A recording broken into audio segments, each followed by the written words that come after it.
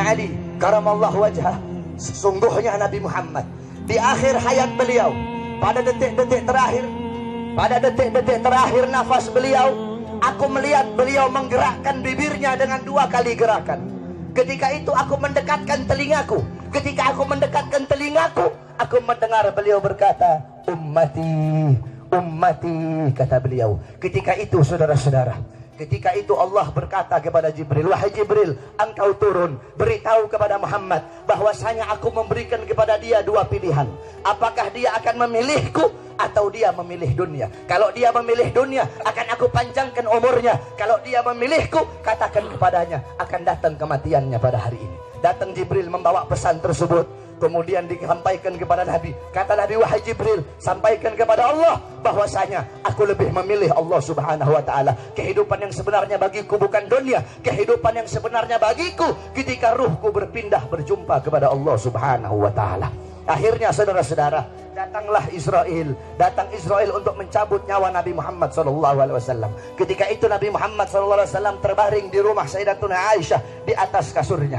Ketika itu datang Israel. Israel pun izin untuk mencabut nyawa Nabi Muhammad. Apa kata Rasulullah SAW? Ketika itu ditemani oleh Jibril. Ya Khalili Jibril, wahai kekasihku Jibril, aku belum puas meninggalkan umatku kalau belum diberikan jaminan oleh Allah subhanahu wa ta'ala. Pergi Jibril menemui Allah subhanahu wa ta'ala. Fa'ahallahu ta'ala ala Jibril, basyirhu ya Jibril, innahu awwalu nasin khariju minal ardi idha bu'isu wa sayyiduhum idha jami'u, fabasyirhu innal jannah muharramatun alal umam qabla an tadkhuluha ummatuh.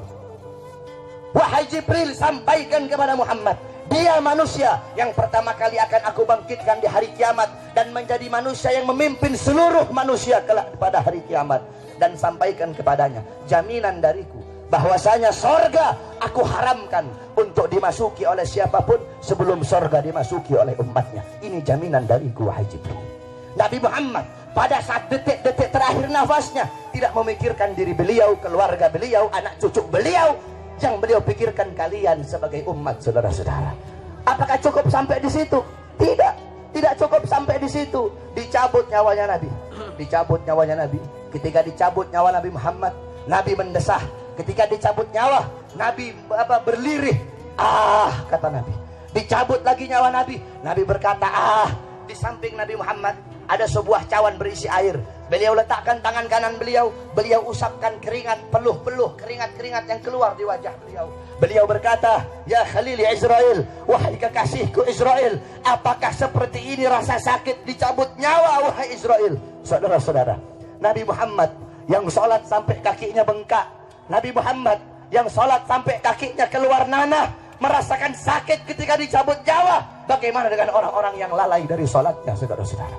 Nabi Muhammad, manusia yang paling mulia, khairul khalqillah, khairul wafa, wa bahrus safa, merasakan sakit ketika dicabut nyawa. Bagaimana dengan para pendosa? Bagaimana dengan orang-orang yang durhaka kepada Allah subhanahu wa ta'ala?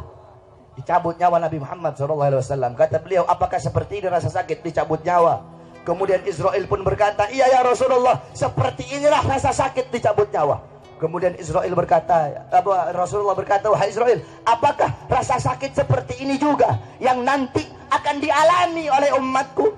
Apa kata Israel? Iya ya Rasulullah, rasa sakit seperti inilah yang nanti akan dialami oleh umatmu. Mendengar itu Nabi Muhammad menangis. Itu tangisan terakhir Nabi Muhammad. Itu tangisan air matanya Nabi yang terakhir sebelum beliau wafat.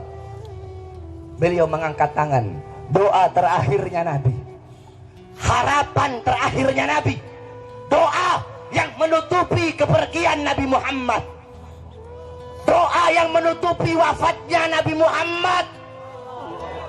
Beliau mengangkat tangan, mengadahkan tangan kepada Allah subhanahu wa ta'ala. Allahumma khaffif ala ummati fi sakratil maut. Ya Allah, ringankanlah.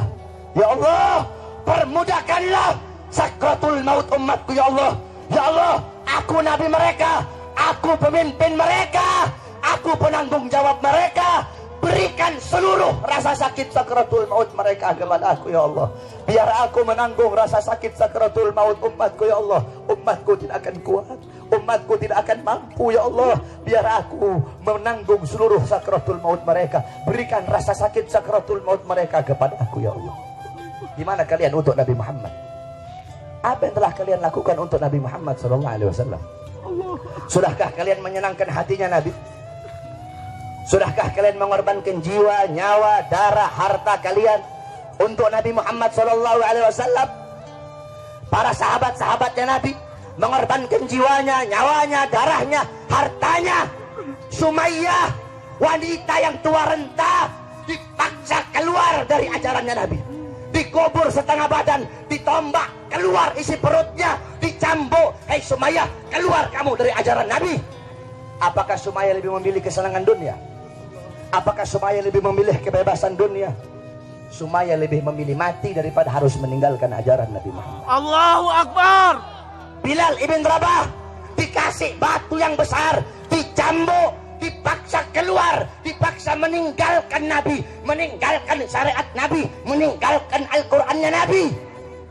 Apakah Bilal lebih memilih kesenangan dunia? Apakah Bilal lebih memilih kebebasan dunia? Apa kata Bilal?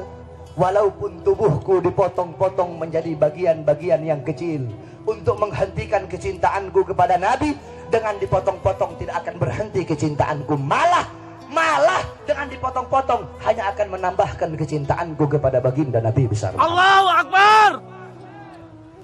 Setelah Nabi Muhammad SAW wafat, para sahabat itu tidak ada gairah hidup, saudara-saudara. Ada seorang wanita yang dimana galat li Aisyah, ya Aisyah, ikshif li qabrin Nabi. Wahai Aisyah, hingkapkan, bukakan bagiku kuburnya Nabi. Dibuka kuburnya Nabi. Masuk ini perempuan di depan kuburnya Nabi. Fabakat hatta matat. Itu wanita menangis depan kuburnya.